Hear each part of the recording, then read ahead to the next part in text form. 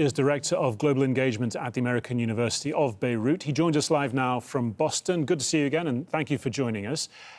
When you think about what Zaina was reporting on, the fact that Hassan Nasrallah has a big speech to make tomorrow, what kind of calculations do you think will be running through his mind? How does he lead Hezbollah's response to this? Well, he's been doing this for, about 15, 20 years. And we've had many occasions like this where there's been one side, Israel or Hezbollah, or somebody, in this case, Hamas, and Israel shooting back and forth or doing military actions back and forth. And Hezbollah has much experience in sending a message by using a calculated military action that sends a clear message to the Israelis that you can't just assassinate somebody or bomb some village and get away with it with no reprisal. So they will do some kind of reprisal. It might be in Israel, it might be somewhere else. Who knows? This is a global battle.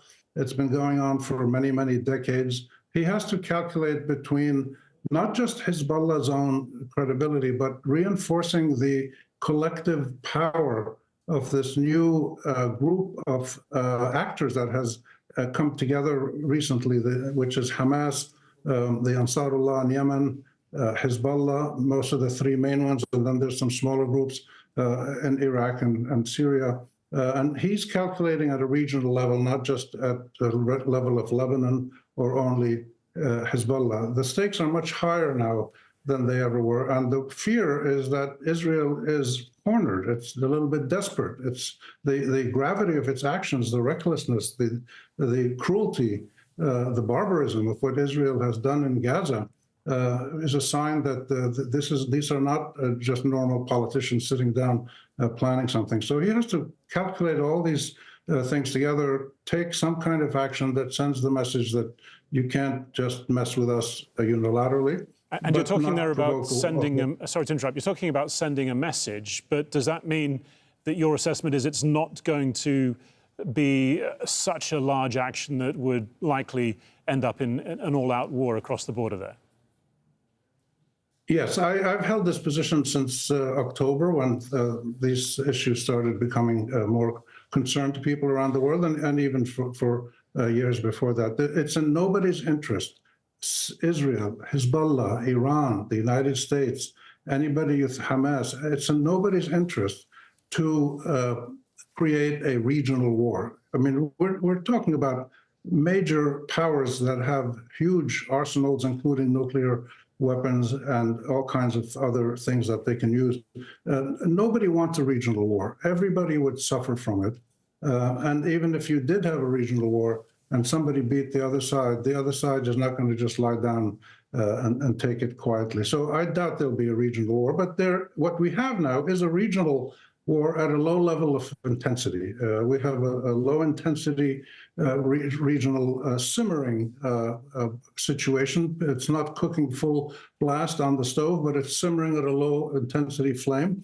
And this serves everybody's purpose. What nobody has tried yet, and this is astounding, nobody, Arabs, Israelis, Americans, Europeans, nobody has tried a serious peace negotiation, political negotiation, to release the prisoners and the hostages, to cease fire, to reconstruct destroyed areas, and then to address the underlying issues. It's quite astounding to me. I've been following this conflict for the last 50 years as a journalist in the Middle East and in Lebanon and in Palestine and Jordan.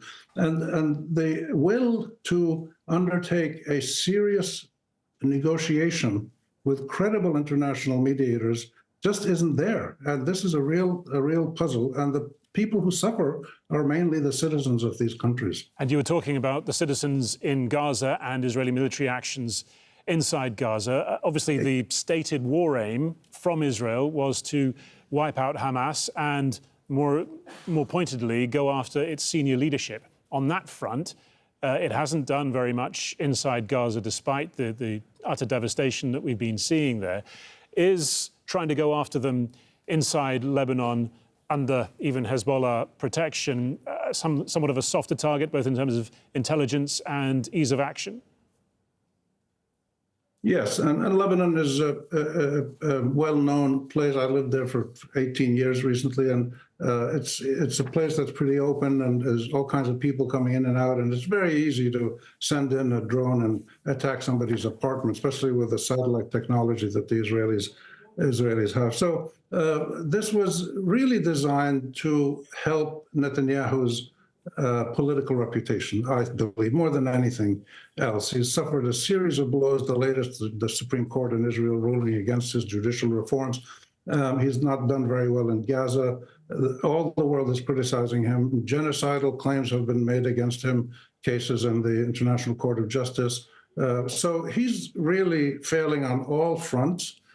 He's a serial failure, but he's also a serial boaster. He boasts, he's flamboyant, he talks big, and he does actions like this, easy targets. He goes and kills somebody, and he'll be able to now tell his people, oh, I told you we're going to get the leaders of Hamas, and here's the first one.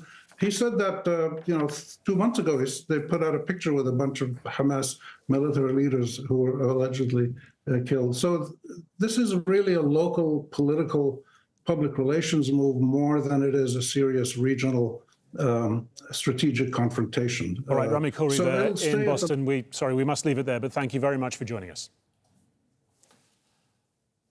Thank you.